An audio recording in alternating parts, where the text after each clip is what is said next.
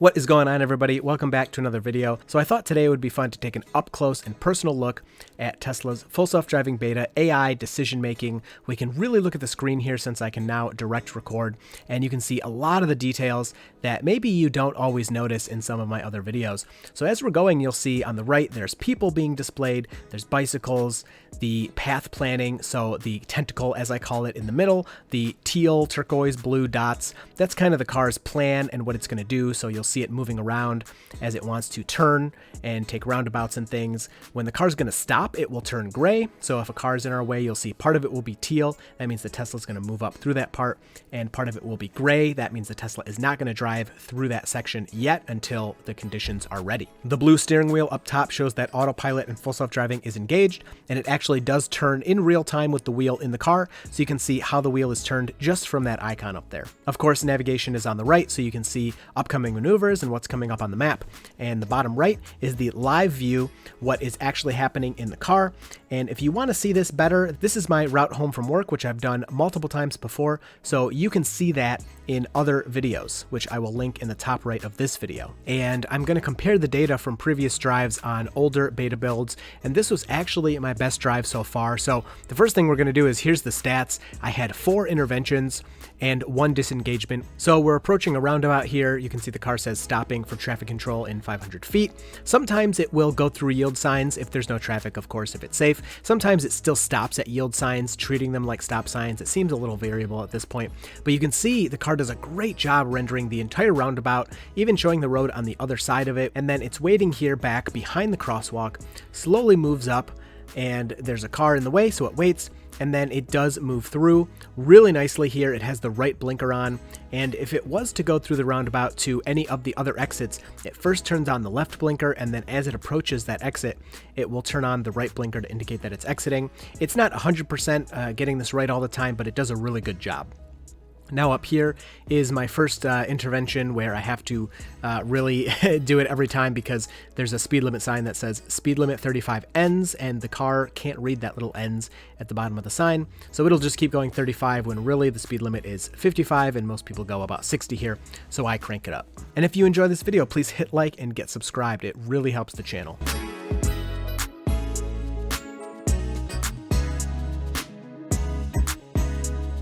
So the car handled all of that fine. On to our next maneuver here, stopping at a stop sign, and we have a right turn. Now cross traffic is going pretty fast here, anywhere from 50 to 60 miles per hour. And to the left here, you can kind of see as we approach, there is some grass and stuff in the way, but it's mostly pretty open. Now the car is a little awkward here in my opinion. You can see it stops kind of in the middle here, and you can see the people in front of me have moved off to the right. If I was driving, I would definitely be moved off to the right. In case somebody wanted to turn left here, they could kind of get around me and fit on the left side of the road. Now there aren't really 2 marked lanes, so I guess it's kind of personal opinion, but that's what everybody here seems to do. So the car moves up to the stop sign, stops, and it says creeping forward to check for visibility, and then you can see it does move through that intersection as well. So doing a really good job here. I threw the cameras up real quick so you could kind of see what was behind me, which was nothing. There was nobody there. Now approaching this left turn and unprotected left can be a little difficult sometimes if there's a lot of traffic, but as you can see there were no other vehicles, and the car really easily sailed right through there.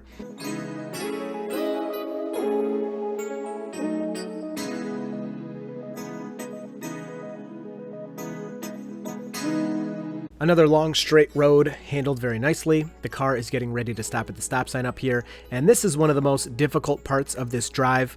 Probably the second most difficult, this left turn. Cross traffic here, also going probably 60 miles an hour, sometimes a bit faster, even though that's illegal.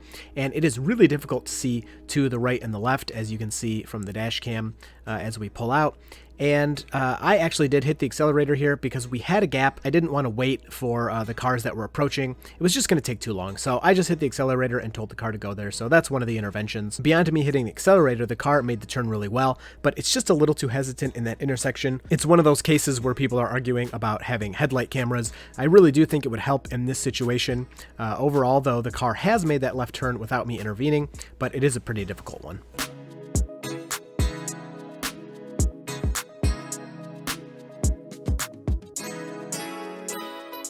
As we approach the train tracks here, you can see the road markings are displayed on the display. It shows a lot of the written markings, arrows, and railroad crossings and things. As we go over, the car sails through no problem, and then you can see it kind of hits its brakes. We go down to 53 miles an hour briefly there. It slows down, and that's pretty common. I'm not sure why the car does that. And then if you look to the right, there's a red Jeep coming out of this parking lot, and I don't know if it comes across in the video, but they were coming out really fast, and even I was watching them kind of hesitantly because I thought maybe they weren't going to stop. And you can see that Beta also slows down a good amount for them, kind of preemptively getting ready for them to pull out in front of us. Luckily they did stop, and so I didn't have to do anything, and neither did Beta, but it was very cool to see the Tesla react to that car. Now, approaching the highway on-ramp here is pretty interesting. This has actually been handled really well in older versions of self-driving, and this newer version comes in a little hot and then hits the brakes pretty hard, and I have to hit the accelerator here. I just have to bump it to make it keep going, and it goes from there onto the highway, not a problem. It's just weird that that used to be handled really well, and now it's not handled as well. You can see on the curb, if you go look back there, that it's hit often by other cars. Beta has never touched that curb. It's come close, but this is probably the worst it's ever done there, and a little just bump needed on the accelerator, and then it merges onto the highway really nicely here, no problem. Now I do have to hit the turn signal because I forgot to turn my confirmations off, so I tried during this drive on the highway to, anytime it indicates it wants to change lanes, I would just hit the turn signal, and it did a really good job of making lane changes and doing everything here, so no problems on the highway. And I turned the cameras on for you so you could kind of see around the car, but we'll fast forward through most of this because the highway is a little boring, although there are a couple interesting things we will point out on the way. So let's check out one of these lane changes coming up here. You can see the car says it wants to get over. I immediately hit the turn signal, and you can see there is somebody in my blind spot there, but when they see my turn signal, which is not very common, they do slow down so that I can get in. It takes the car a little bit of time to kind of realize it has enough room, but it eventually gets over, makes the lane change, and does a really good job. So I knew that car was there. I hit the turn signal intentionally to kind of show what the car would do if somebody's in the way, if it was going to make its own turn, and you can see there my follow distance is set at 3. I pretty much always keep it set there. Sometimes I try to, but I found on the Vision builds I like to have a following distance of 3, whereas when I had a radar, my following distance was pretty much always set to 1.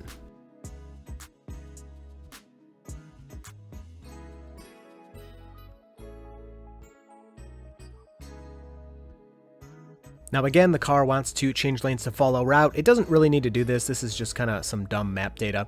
But I turn on the turn signal here when we're still next to the truck, and the car will wait until the truck is clearly out of the way, and then it will make the lane change after that.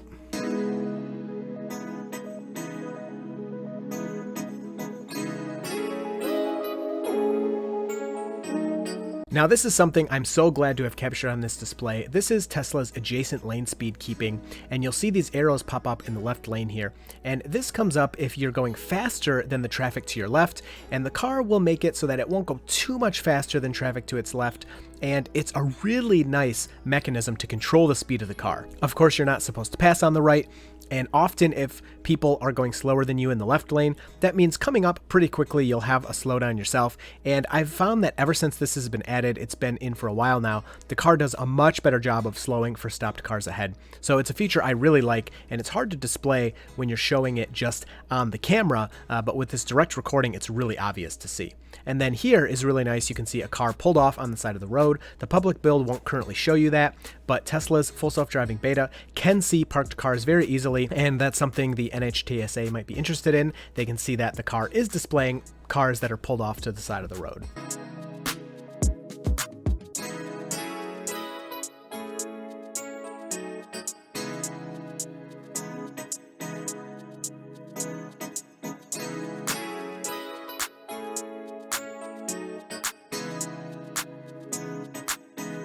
Now as we approach our highway exit here, you will see that the car's set speed is 78 miles per hour, and it will slowly crank that down first to 75 and then to 70 miles an hour as it approaches the exit. I'm not sure if this is new or from beta or what. I haven't really noticed it before, but maybe that's because I don't stare at the screen too often. And then it turns down to 65 miles per hour as it takes the exit. A little slow actually here. Usually people are going closer to 70, but no big deal. It's safe to go a little slow. And then the car will need to choose which right turn lane it wants. It actually splits between 2 right turn lanes and 2 left turn lanes. The car always does the first split well, and then I find with these 2 right turn lanes, it just kind of sometimes picks the right and sometimes picks the left. I don't really see any reason why it picks either one, but both are fine. And then it comes to a stop here fine and does all of this turning, no problem at all. And then after the turn, pretty interesting, the car wants to change to the middle lane, which it needs to do because the right lane ends, and it gets a little close to that truck, but it does a really good job just kind of slowly maneuvering around it and getting itself into this lane ready to go at the red light.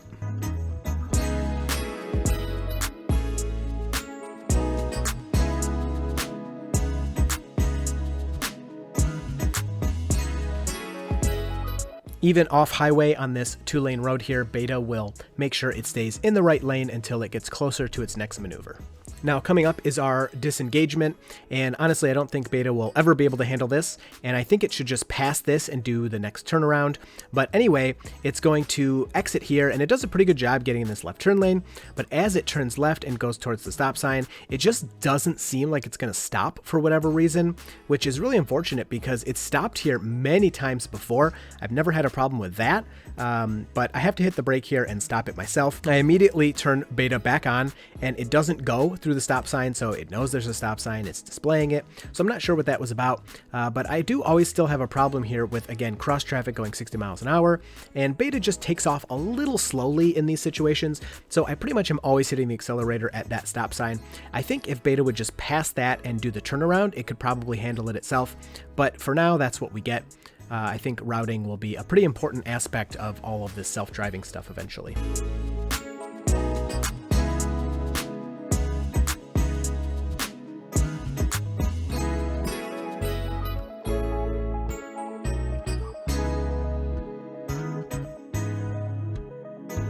At this point, as we approach this intersection, we get a little bit of phantom braking here. I do click the report button as we get down to about 54 miles an hour. It's not that bad, but any of that kind of braking that's unnecessary like that, I'm always reporting because we really got to get that cleaned up.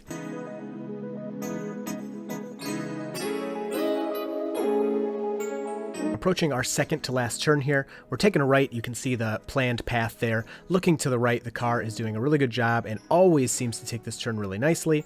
Getting a little bit of weird phantoms on the right and left there. People and bicycles and things tend to pop up pretty often. And then we move on to the dirt roads here, and the car has no problem with that. As an Amazon van approaches, it stays off to the right, no problem. I've had a much better time with its distance to the right curb. I've actually really been enjoying it. I think it's been doing a really good job. And while no lane lines are needed for any of this, and Beta does a great job, there is a branch in the road that it runs over, so I do click the report button. Not a big deal to run over this little branch, but I think it should have been able to avoid that.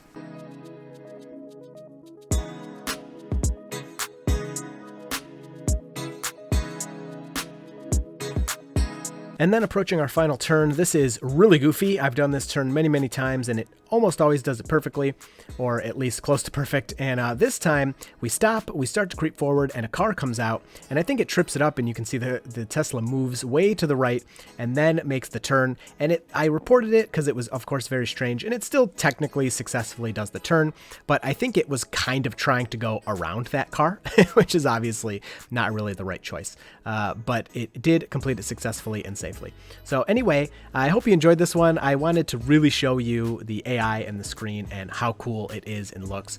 And I think especially if you don't own a Tesla, this will be great for you. So anything you noticed, please leave down in the comments, talk about things that you saw. And if you have any questions, leave those down below. I'll try to answer those. Hope you enjoyed this one, and you will see Full Self-Driving Beta in the next video.